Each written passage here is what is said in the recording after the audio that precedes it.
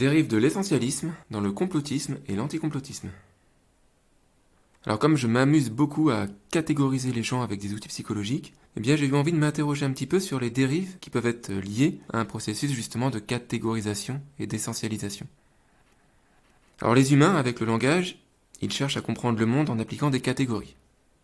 Et tous, nous opérons des processus de catégorisation sur tous les objets. Et quand on a affaire à quelque chose qu'on ne connaît pas, eh bien nous cherchons à rapprocher cette méconnaissance de quelque chose qu'on connaît déjà. Donc je vais prendre un exemple. Par exemple, une nouvelle maladie qui apparaît, cette maladie c'est le Covid-19, et donc pour l'expliquer, on va l'expliquer en se rapprochant de ce qu'on connaît déjà. Donc on va dire, tiens, le Covid-19 c'est une sorte de grippe, mais en beaucoup plus dangereux et plus contagieux.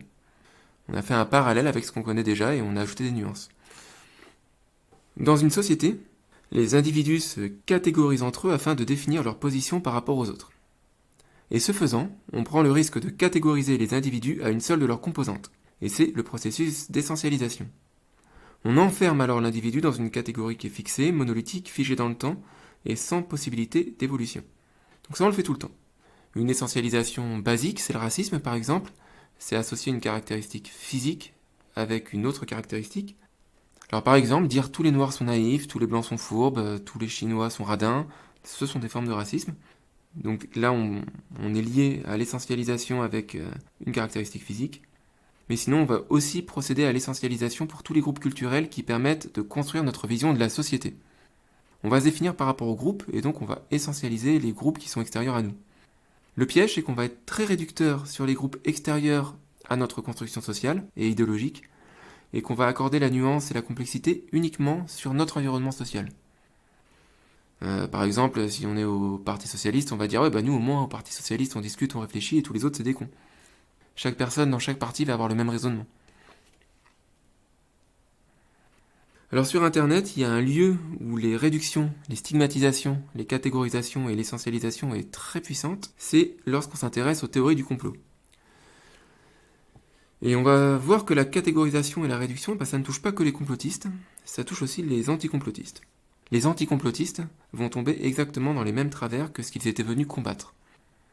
Alors forcément, dans les thèses complotistes, on a beaucoup de réduction et de stigmatisation, notamment lorsqu'il y a un seul coupable qui est désigné pour être le bouc émissaire de tous les maux de la société. Donc dans les thèses complotistes, genre avec l'antéchrist, avec les Illuminati, avec les francs-maçons, avec tous les riches qui sont francs-maçons, juifs, Illuminati, reptiliens, on est dans une forme extrême de stigmatisation et d'essentialisation. Mais les anticomplotistes, en venant par-dessus ça et en brossant le portrait de complotistes qui seraient forcément peu éduqués, d'extrême droite, anti-vax et racistes, vont tomber exactement dans le même travers que les pires thèses complotistes. Lorsqu'on dit tous les riches sont des juifs francs-maçons associés aux Illuminati, on fait une essentialisation.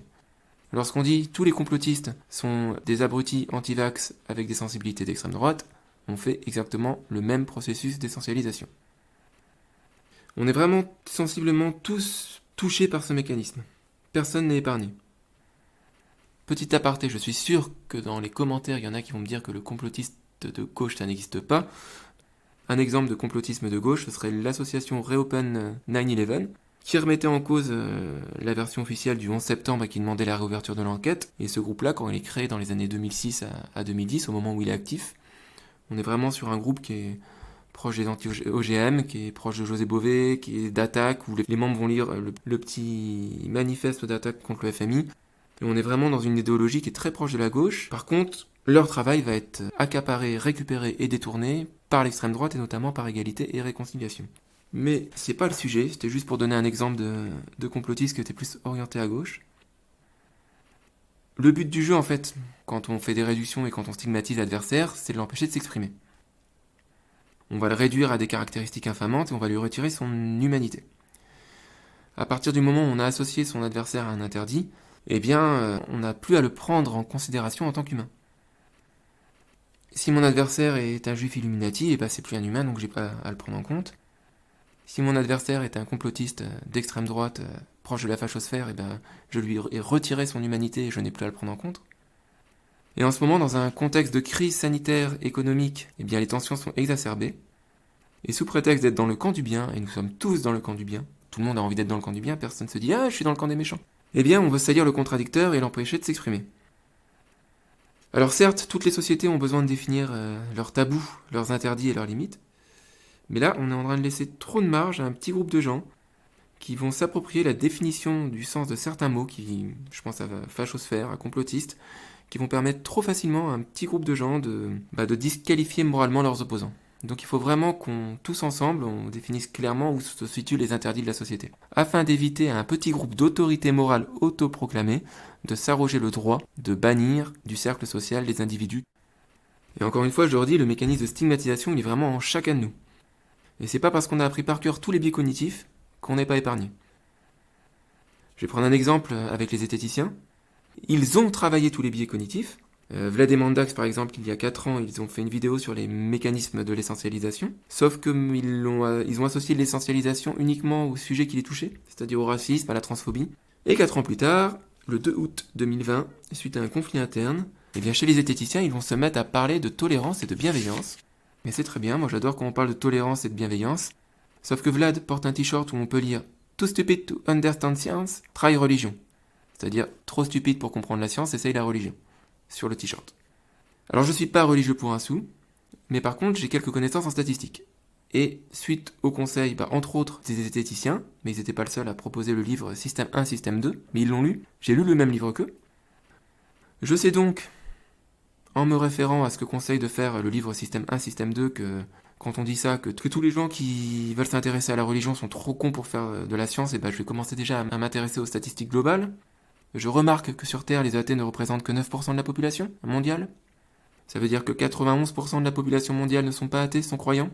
J'en déduis sur Terre qu'il y a plus de scientifiques qui vont être croyants que de scientifiques qui vont être athées. Et donc dire tous les gens qui sont religieux sont trop cons pour faire de la science, c'est un raisonnement de gamin de 3 ans. Même si moi-même je suis absolument pas croyant. Tu peux pas généraliser les croyants des abrutis quand tu te défends en modèle de la pensée rationnelle. Alors donc là, c'est un exemple que je prends ici qui est pas pour dénigrer le travail de Vlad et Mandax qui est souvent très bon. C'est juste pour montrer que là, on a 2 jeunes gens qui sont à la fois très intelligents, très éduqués, qui ont étudié tous les biais cognitifs et qui vont être capables de ce genre d'absurdité. Pourquoi ? Pas parce qu'ils sont corrompus, au contraire parce qu'ils sont intègres et profondément convaincus de faire partie du camp du bien. On est tous convaincus d'être les gentils. Et c'est vraiment un endroit sur lequel on doit vraiment s'interroger. Bon voilà, je m'excuse, la méthodologie c'est pas mon fort et peut-être que le message que je voulais faire passer est pas assez structuré. En tout cas, j'avais envie de traiter un sujet de sociologie qui s'éloigne un petit peu de la typologie. Mais la prochaine vidéo, je reviendrai sur un scan de personnalité, sur une personnalité qui me fascine sur internet. Et d'ici là, portez-vous bien.